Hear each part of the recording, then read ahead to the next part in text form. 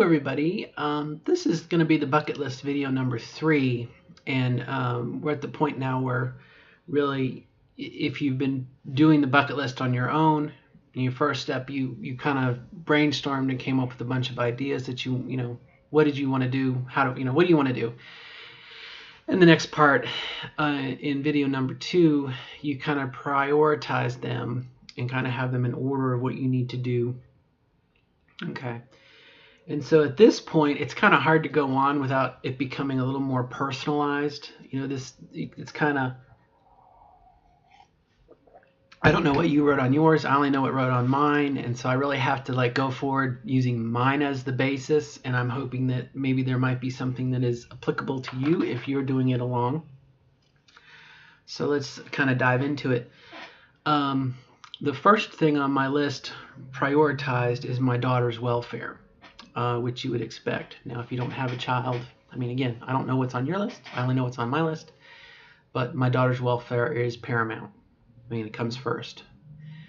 So what I had to do, or what I did, was I went back through my budget, and knowing that she graduates, and I'm responsible for her until she graduates high school, I went ahead and looked at my budget, and I extended it out till May of 2025, which is quite a bit in the future. About 10 years away. It just so happens that some of the other things I have in my life, my college loans get paid off in 2027. I filed for bankruptcy last year, so my credit record gets clear in 2024. And so, I have to go out that far anyway, so I might as well go to 2025. And so that's what I did. So first priority, to make sure my daughter's taken care of, make sure that, the income is greater than the expenditures. Look at my budget, make sure that I have money for her as far as, there's money for both of us as far as foods go, but I need to make sure she has clothes and her school books and everything else. As just a matter of security, I just have to make sure that the money is there. It's not an option for it not to be there. Now that means in reflection that, if my income is not high enough to meet the expenses, I need to increase my income, which would be a second job, if possible, or another job, to supplement my income, and or as well as to lower our expenses. And so it's kind of a double-end thing. If you're not making enough income, then you have to cut some expenses or get more income. If you do both, then you may find you have a surplus. Okay. And basically all I did was I did an Excel spreadsheet. I looked at all my monthly expenses and my income, and I just copied and pasted it, a bunch of times. So it's the same budget for 1 year, but it's back to back to back to back to back, dragged all the way through. So I know what my expenditure is. Okay. So number 1, my daughter's welfare has to be taken care of first. The second thing on my list was my transition to continue, which kind of is very easy in that, as long as I am working and I have health insurance and I'm making sure my daughter has food, I'm making sure that I have food, healthy choices, my transition is going to continue. I definitely want to, allow the medication and the hormones to continue to do what they need to be doing. And so, hopefully, again, this point forward, can I really expect anything else? The second year, and a lot of the photos that I've seen of friends that I have and Facebook folks and whatnot, really by the end of your second year, you just look so totally different. Your face is so totally different. Your body is so totally different. And if my therapist, my counselor from the other day, the way that we carry ourselves, as well as the words, our vernacular and our intonation, all these things come into this gestalt that makes us more feminine in a way. And, we're discovering our own sense of style and who we want to be. We want to be the best woman that we want to be. We're not doing this to be someone else's idea of what femininity is. And that, that's a long way to go, especially whatnot. So that in for the future, but in a realistic point of view, 2 years on hormones is probably about as good as you're going to get.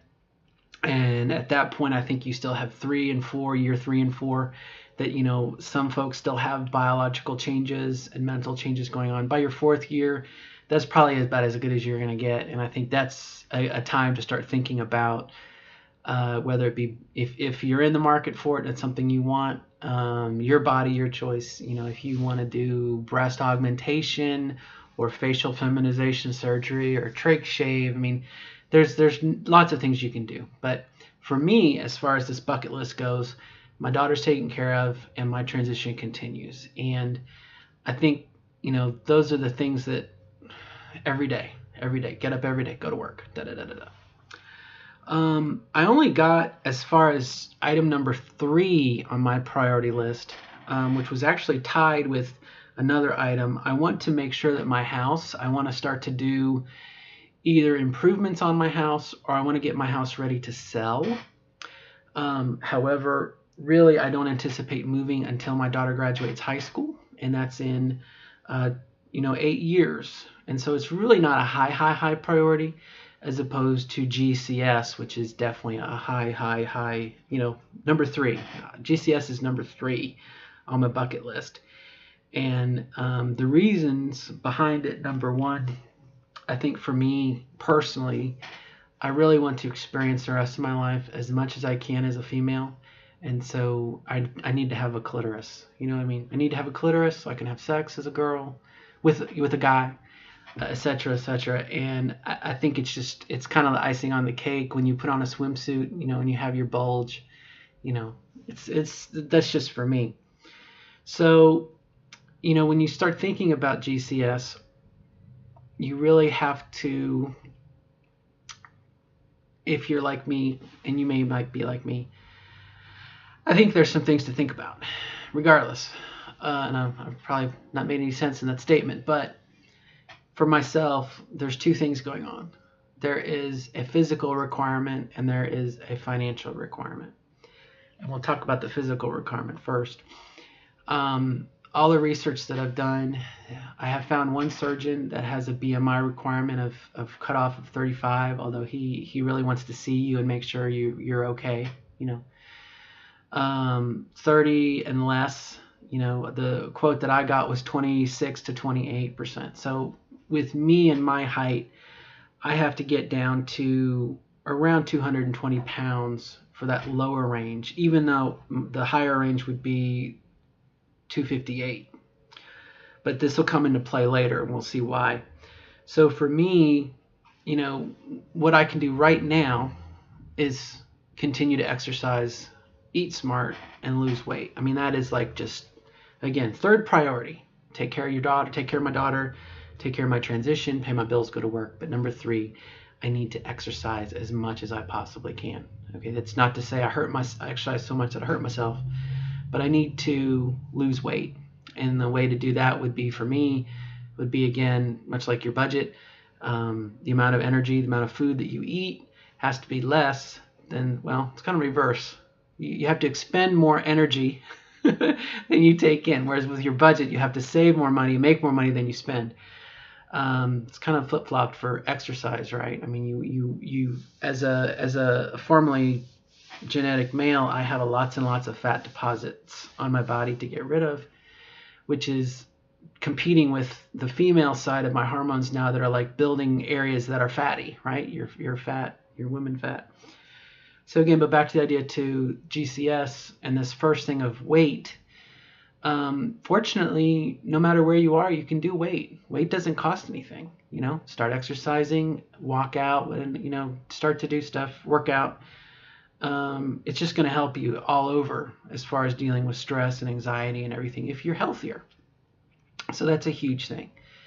I had to be a little realistic, and I'm going to move this on over here so I can see it. So far in 80 days since I saw my surgeon, I have lost about 3 pounds a week, which is pretty darn good. They say a pound a week is healthy. 2 pounds is still kind of healthy, but realistic. Above that, you're not really going to do anything unless you're crashing your body and whatnot. And so, I went ahead and did some number crunching, and where we are today in June, 2017. If I was to do 3 pounds a week, that would mean by Thanksgiving, November 25th, I would be below 220 pounds. So that means I have several months here, what is it, 4 or 5 months to lose the weight. That's something that's just going to do every day as part of your daily everyday activity. If I was to lose 2 pounds a week, that would take me till February of 2018, which initially I'm like, oh gosh, that's so far away, but this will come into play later. Okay, again, so it's one of those things mentally you just kind of have to prepare yourself and get the calendar. And I think if you're planning for GCS and you haven't come to this conclusion yet, let me be the first to tell you, it is an expensive process and it takes a long time. So the sooner you start to save for it and the sooner you start to prepare your body for it, the better off you're going to be. Okay, but if wishes were fishes, we'd all cast nets as far as going back in time. So the key thing is if you're interested in doing it, start today. Exercise, lose weight, start to save your money, etc., etc. Now, so far we've only talked about weight. Now we're going to talk about money. And this is a huge hang-up because I think people don't really do a whole lot of research on this. I have spent a couple days here doing research, and I'm happy to share it with you. I have found 2 surgeons that are pretty close to me, and so this is kind of what I'm focused on. One surgeon is in Indianapolis, another surgeon is Chicago. There's surgeons in Pennsylvania, California, New York, Texas. Okay, they're out there. But I want to go over kind of a scenario here to think about when you're thinking about your surgery. Obviously, you have to get from where you are to where you need to be. And so for my example here, I live in Indiana. I have to get to Chicago. I can drive to Chicago and maybe stay with someone in Chicago, but I don't know anybody in Chicago. So either, I'm most likely going to fly out there. So, kind of get yourself a pad and a paper and write this down. Airfare out there is about $385 right now on the airlines. And so it's $385 to get out and $385 to come back. When you're out there, because you're taxiing around everywhere you go, you're going to have to take a taxi unless you know somebody. And so you're going to take a taxi from the airport to the hotel. You're going to take a taxi from the hotel to the hospital. You're going to take a taxi from the hospital back to the hotel and a taxi from the hotel back to the airport. So you have to budget at least $20 a trip, at least, And then you have to look at the cost of the surgery, which we'll get to in a moment. If, depending on your recovery time, in this example here in Chicago, they suggested 3 to 7 days after the hospital visit to stay. So you have to look at getting a hotel room for 3 to 7 days near where the surgeon is, so they can come check on you if you're going to pay for that. But you need to recover after your surgery. And I made the mistake of thinking just for the surgery, but this is kind of thinking about around the surgery. So if you had to get 7 days of a hotel room, and the best rate that I could find, not in a dive, was around $85 a day, up to $120 a day, depending on what your amenities you want. The hotel itself, 7 days at that is $595. So just talking the cash that you need in your pocket in this example, if you totaled everything up just cash, it comes to $1,585. Now, and that's a hard thing to accept. That's a lot of money. Okay. So keep that in mind. And if you're going to bring someone with you, someone to watch over with you, you're going to have to double the airfare. And then the room, I think, was around $120 a day if you had somebody with you. So again, you have to think about the costs around the surgery. In addition, and then you have to think about the surgery. And so the surgery itself, depending on your insurance, if you have insurance, the estimate I got from Chicago was $26,000. And it's one of those things you just have to see what your insurance is. But keep in mind, if you don't have insurance, you're going to be paying, what is it, 26 plus 27 and a half, almost $28,000 for the surgery, and that's enough to drive you crazy. So I would suggest to anybody, if you don't have a job, get a job. If you don't have a job with insurance, find a job with insurance, because let's look at this example of insurance. Here's my insurance scenario. Starts off, you have to pay $26,000, right, for your insurance. Well, I have the deductible that I have to meet of $3,800. If we take and we deduct that, the remaining surgical bill is $22,200. If my insurance has a 90/10 copay, which means that after I hit my first tier, they will pay 90% of my costs. That means I'm only responsible for 10% of that remaining balance, which would be $2,220. As you might guess, if the insurance will pay 80/20, which means I'm responsible for 20% at that point, then it's $4,440. And so even though I have insurance, or because I have insurance, let me put it that way, the cost of just the surgery itself, if you take the amount of your first deductible, which for me is $3,800, and then you add whether it's 10% or 20%, I'm going to pay somewhere between $6,020 for my surgery, just my surgery, and $8,240 for just my surgery, because I have insurance.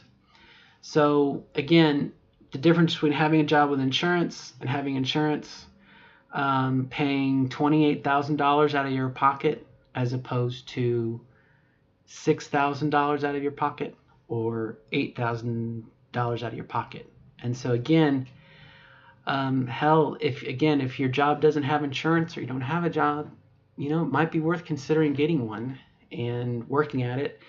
It's one of those things. I have a couple of friends who, they're not working, or they're unemployed, or they're on Medicare or disability or something, and I don't know how they're going to do it. I have a full-time job, and I'm struggling. I can only imagine if you don't. But anyway, so again, we're back to this idea, because we're going to make this happen, right? We're going to make this happen. We've looked at our budget. Well, again, using me as an example, I know that I'm going to have a little over $6,000, in my war chest to have this surgery. Okay. Now, whatever I don't have in my health savings account, I can supplement with my own personal savings, right? So, I would need to have,